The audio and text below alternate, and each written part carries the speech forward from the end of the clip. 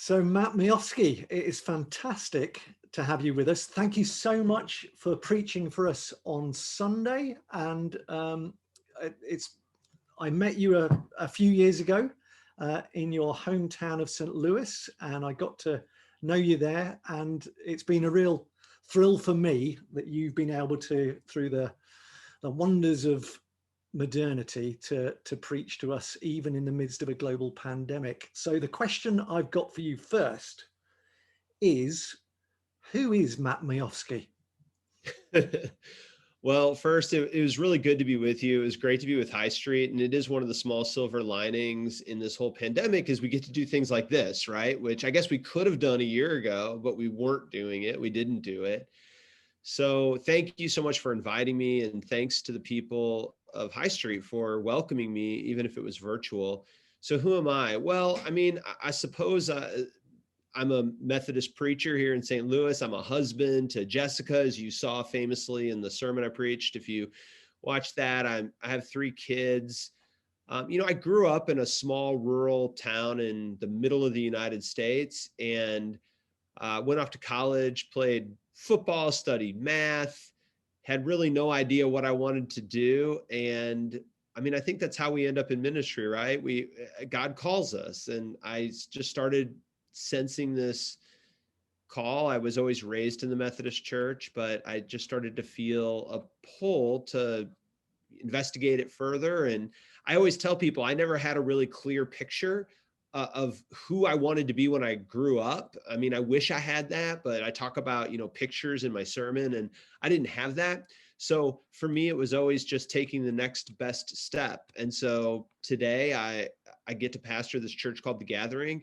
I've been here almost my whole career now, and it's been a huge blessing in my life. I'm minutes from the hospital I was born in, the college that I attended, so I joke with people, I haven't made it very far, but nonetheless, there's something really cool about getting to do ministry in the place that you're from. And so that's what I get to do today.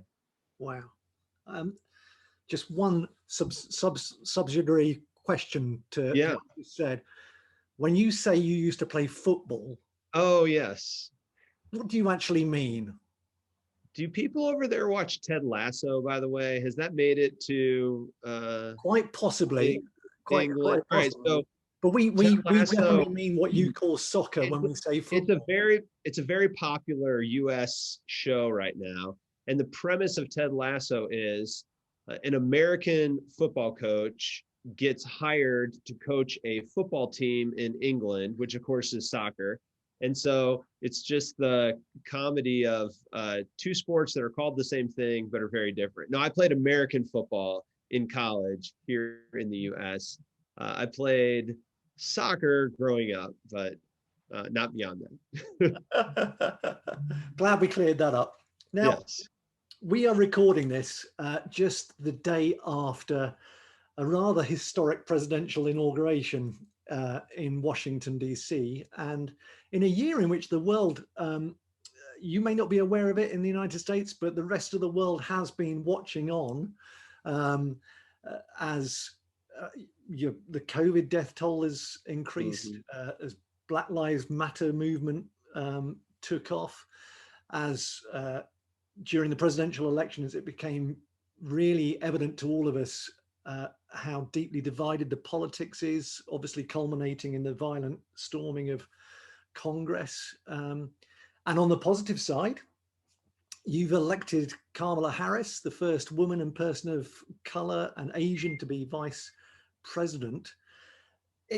Looking in from the outside, I've often thought, crumbs, what must it be like ministering to a congregation of diverse people in the United States in the middle of this year? So what has it been like?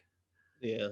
Well, I think of analogies. I don't know what the best analogy is, but a couple things come to mind. First, I tell people that, I don't know how often this happens to you, Mark, but as preachers, I think we put a lot of thought and energy into our sermons. We think about them weeks ahead of time. We write them, hopefully, most of the time. We write them days ahead of when we preach them. We study, we put all this time and energy in. And, but every once in a while, life has, different plans. Something happens and we have to respond as pastors. And, that happens from time to time. But what it's felt like is this past year, it's like every week there is something that happens that potentially could hijack whatever it was I thought I was going to say. So at the gathering, what I've tried to do is really balance our desire as a church to always talk about what's happening outside our walls, to not be afraid to talk about controversial issues or difficult subjects. And we do that regularly, whether it be political or racial strife in our city or around our country. We'll go there. And yet this past year, trying to balance that with just sometimes people want church to be just a respite from the chaos of the world, a refuge in some ways, to come and just center themselves, because we have the chaos 24/7. And in here, we just need some time and space to get away from it. And so we really have tried to balance engagement with the world in an honest and authentic and unvarnished way, because I think that's important, while also recognizing that people right now are tired, they're frustrated, they're angry, they're hurting, they're grieving, and sometimes they don't need to talk more about it. They need prayer, they need space, they need a word of hope. And so we've really, I'd say this year more than ever has been a real balancing act between those two things. I'll just say one further thing, in the way of another metaphor. I woke up, you and I are both runners. I'm late to the game. You've been a runner for a while. And, you and I follow each other on running apps and stuff. Well, I woke up, this was a couple of weeks ago, and it was a really foggy morning in St. Louis, which happens from time to time. And it was one of those mornings that you really could not see. You could see about 10 feet in front of you, and that was about it. And I went out for a run, and after that, I had to take my son to school. And, running or driving in the fog is a different kind of, you generally know where you're going, you know where you want to end up, but you can only see in these like 10-foot increments. And so you just have to take it a little slower, be more aware, be ready, be agile, and kind of for whatever might be coming up, because you just can't see too far in front of you. And I told my staff, leading a church this past year has been a little bit like running or driving in the fog. Like, I know where we're going. I think that's stayed the same. I know what we're trying to accomplish, but we can only see, right? Like sometimes a day or a week or ahead of time. We don't know what's around the next bend. And therefore we've had to stay agile. We've had to stay aware and ready. We've had to practice a certain amount of just faith that even if we can't see it, we're going to get through it. And we just have to keep putting one foot in front of the other. So I feel like leading this year has been a little bit like that as well. Yeah, it certainly feels like that here. And it's the struggle of wanting it not to be how it really currently is. And, right. And wanting to plan constantly how do you get out of it, but Yeah. actually the timing isn't ours to dictate, and that's hard.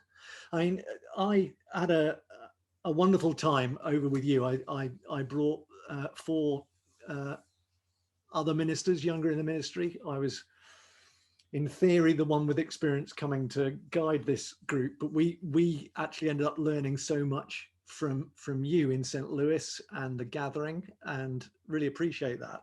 It is a church unlike any Methodist church I know. Can you describe for us the gathering in St. Louis? What is it like? What's at the heart of it? What does that look like? Well, so first of all, I started the church 14 years ago, and there's a certain uniqueness just by virtue of our age that we're not very old. You and I were talking in preparation for the sermon I preached that High Street, its roots go back to 1791, the year John Wesley died. That's a long time ago, right? We're talking, 230 years ago.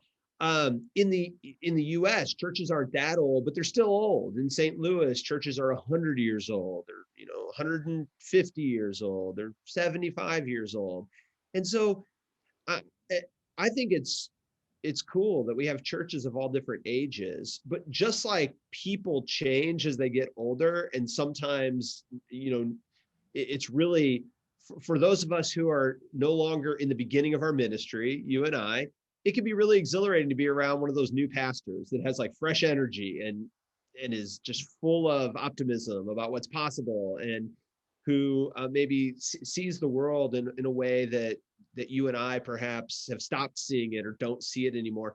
I think the same thing is true of the gathering, that when we started, because we had to create everything from the ground level, we just had to look at things with fresh eyes. And because we looked at things with fresh eyes, we oftentimes formed strategies that to existing churches that were a little bit older were kind of surprising, or hey, why, we're not doing that. And and so it led to, I think, a church that looks different. And so what are some of the things that look different? Well, we use technology. Even before COVID, we use technology to a much greater extent probably than most churches. We started a multi-site model of ministry, which oddly enough is very Wesleyan, right? I mean, we were all multi-site in the beginning, but then over time we kind of settled into these places. This is our building. That's your building. We stay here. You go there. But the gathering exists in multiple locations around St. Louis. When I preach, sometimes I preach live and sometimes I preach via video at different places. When we came up with what to preach, it wasn't just lectionary, which a lot of Methodist churches do over here, but we thought, what are people going through in this time, in this space? Let's craft, message series or sermon series that sort of fit the people. We would advertise in ways that a lot of churches just weren't doing. So, I mean, I think in all these ways, we just look different. But I think probably underneath all that, one of our guiding principles in the beginning, Mark, was we wanted to create a Christian community that was compelling for new generations of people. And so everything we did was through the filter of what would reach or pique the interest of a younger person who is maybe disengaged, or as I often put it, burned by the church or bored by the church. How can we reach them? And so everything we did was sort of filtered through that lens. And of course, we just don't have very many Methodist churches, at least in the US, that have that as their specific vision. I joke, it's not really a joke, and I don't mean it to, I'm not trying to be mean, but most of our Methodist churches here in St. Louis, our filter, we don't consciously think of this, is, our filter ends up being, what would a 75-year-old love? Because our churches are filled with, by and large, people in their 50s, 60s, 70s, 80s, 90s. And so as most of us do, we kind of create the kind of church that we like. And so most of our Methodist churches just have stopped reaching or thinking about ministry through the eyes of new generations. So jumping ahead to another question then. So what is the generation that you're aiming at, and what does church look like that is compelling for them? Yeah. Well, I'm going to, I have to indict myself a little bit. When I started the church, I was 28 years old. And I wanted to start a church that reached other 20 somethings, people in their 20s, because at least in the US, I suspect it's exactly the same where you are. We do not have a lot of men and women in their 20s, 30s, in many cases, their 40s even. They've just stopped going to church. And so, for part of that really was younger generations. When we said new generations, we meant younger people. Now I'm in my 40s now. I'm not in my 20s anymore. But oddly enough, I've become more passionate than ever about making sure that we are sharing faith, not just with people like me, or not just kind of keeping a church that's the way that I want it to look, but continuing to make sure the church is sharing good news with younger generations of people. I want to pass this down to people who can can lead it forward in the future. So part of it is younger. And I think that's important because the average age of a Methodist in the state of Missouri, where I live, is roughly 59 years old. Mhm. Now, the average age of a person in the state of Missouri, again, where I live, is about 33 years old. And so for any, math people in your church, that's a statistically significant difference, right? 58, 59, 33. There's this huge gap between what the church looks like and what the world looks like.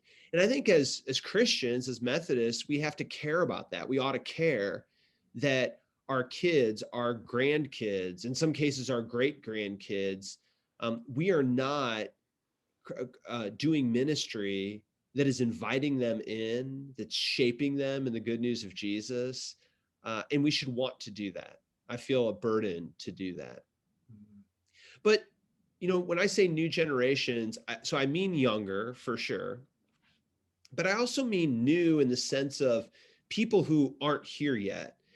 And again, in the US, I think that Methodism started, right, as an evangelical movement in England, in the US. I mean, it was a movement that was about invitation and inviting and creating and starting things that were new and growing and all this kind of stuff. And a long time ago, at least here, we sort of stopped exercising that muscle. We just stopped really thinking about our mandate in terms of inviting new people or engaging new people. And over time, our mandate, and I talked about this in my message, over time, our mandate became kind of taking care of the people that are here or caring for other people that are Methodist. I joke around the growth strategy of a lot of Methodist churches in the US is when a new person moves to our town, and if they're Methodist, then they'll come to our church. That's our growth strategy, that we just hope some Methodists move here. And so when I say new generations, I don't just mean younger, but I mean putting a focus back on sharing this with new people who maybe haven't been to church in a long time, who grew up with a little bit of church but left it. Now, people who've never grown up in the church, because now we have generations of people that just had never been to church. So that's really what we mean when we say new, younger, and people who really are outside the church. What fascinated me when I visited was that you told us some of the story then of how at the very start you didn't start from nothing. You did actually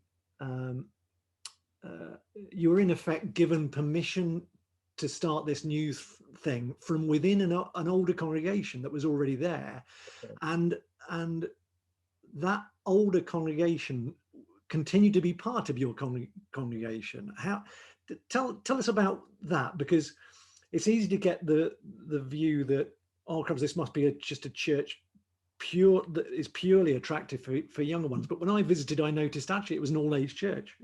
But so yeah, tell us about that. Yeah, so I think one of the biggest misconceptions when I share that vision, that we want to create a church that's compelling for new generations, people ask me, so it must just be a church for young people. And I actually say, no, it's not. We have people of all ages in our church. In fact, our second fastest growing demographic is people in their 50s and 60s here in this church. And the reason why is they want to be part of a church that their kids or their grandkids will want to come to. And I love that. And so what unites us at the gathering is not that we're all the same age, we're not. But what unites us is we all want to be part of a church that is continuing to share with newer and younger people. And so some of the grandparents in my congregation are our biggest advocates, biggest donors to this ministry, because they desperately want a church that is as meaningful for their grandkids as it was for them. And I think that's beautiful. To me, that's a person who gets it, And so for me, it's not about age. I've met people who are 20 or people who are 80 that don't get it, that think that church is just about them. On the flip side, I've met people who are 20 to people who are 80, who understand that the church is not just about them, but it's about sharing it with others. And so that's really what unites our church. And so, yeah, along the way, we've had some really cool partnerships from older churches. I mean, I was an associate pastor at a church where I received permission to start the gathering. When we started our second site, it was an older congregation that was started in 1930, which I think is about the age probably of the building that High Street is in right now. And they just discovered, we are too small and we have too few resources to really reach new people, but we want to reach new people. So how can we do it? And what this church did, and I thought it was courageous, is this church, which was about 30 or 40 people, they decided to close and give their property to the gathering. We started a second site. A lot of those people stayed with us in the church and got to be part of a church that for the first time in a few decades grew again. In fact, sadly, but also in a celebratory way, we just remembered one of the saints of our church. His name was Jack, and he was 92 years old when he died this fall. He was the church board president of that Clayton site that gave us their building. And he said, Matt, I prayed for decades that I'd see the church grow again, but I've been through 3 Methodist churches that had to close.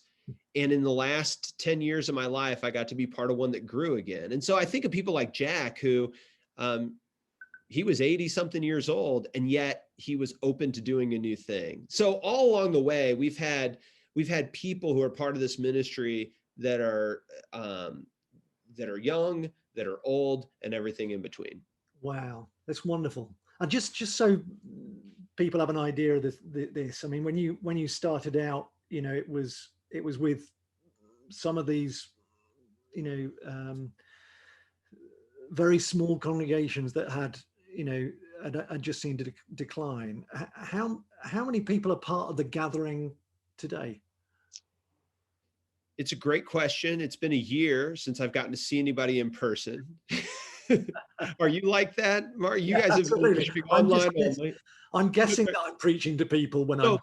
I always imagine, well, there's people out there. No, today, so the gathering started with just a few people in my living room, but today across multiple sites, we have a couple thousand people who used to attend in person. We have about 4,000 to 5,000 people who call the church their home. Wow, that is wonderful.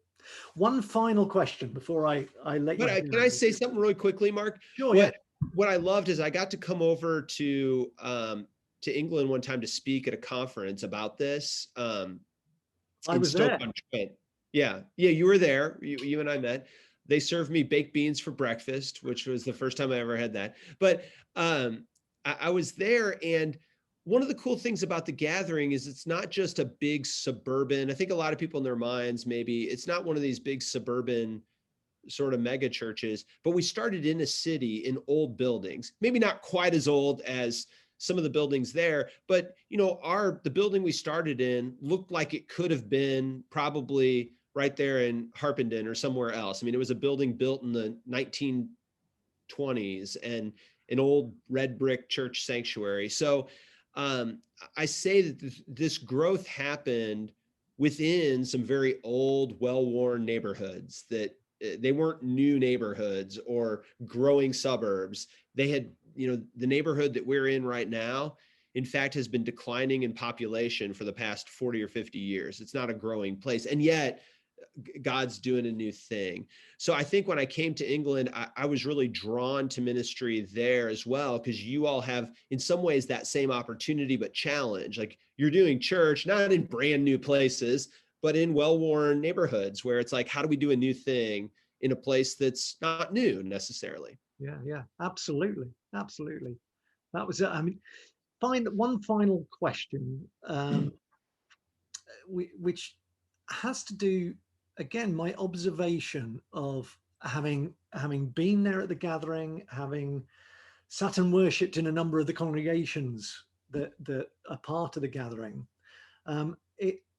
It's really clear how inclusive the church is, inclusive in terms of people of different races, different ages, different gender, different sexuality. And, I suppose the question is, knowing that you are passionate about leading a church that's inclusive, how does a church become inclusive? Well, we're still learning that, and I wish we were even better at it than we are.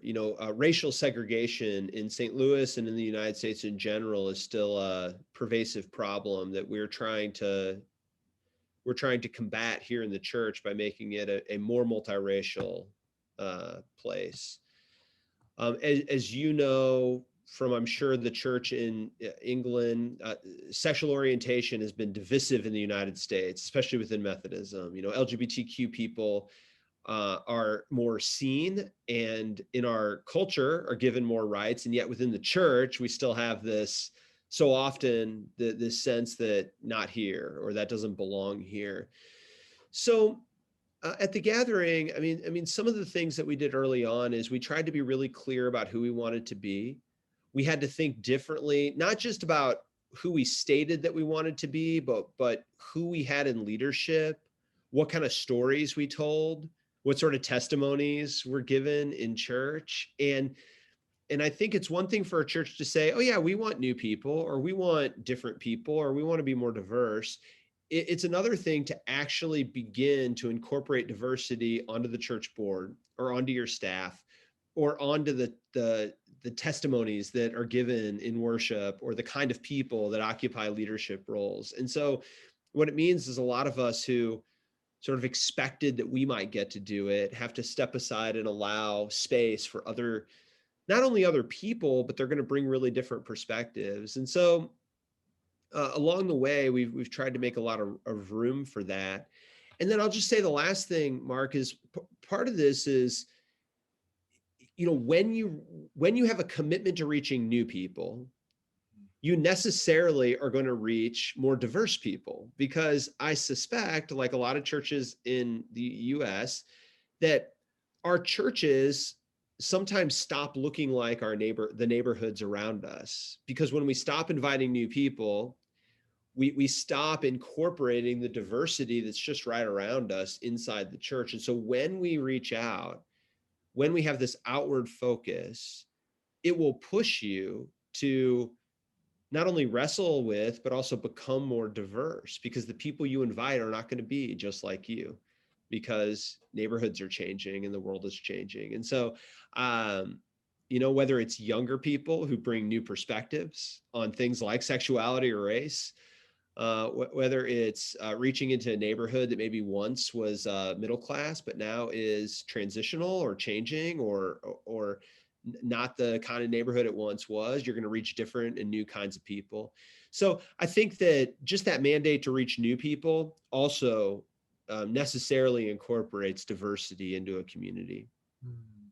That's fantastic. Well, Matt, thank you so much for giving up your time to speak to me, to preach to us. And we are really looking forward to the day when the pandemic has gone. You can fly over here. You can buy me a steak, which I think you still owe me. I owe you a pretty expensive steak. I mean, we invited you over here. You said you wanted an expensive steak. I took you to an expensive steak house, and I have never a welcome to America, where we love to pay a lot of money for stuff that shouldn't cost that much. It was a very nice steak. It was good. No question. I didn't pay for it, so it was even better for me.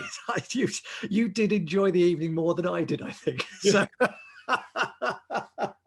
but thank you so much. And we do. I mean, really, truly, we hope we can have you over and see you in the flesh sooner or later. But I would love God bless you. Love to be there. Thank you so much, Mark, and thanks to High Street.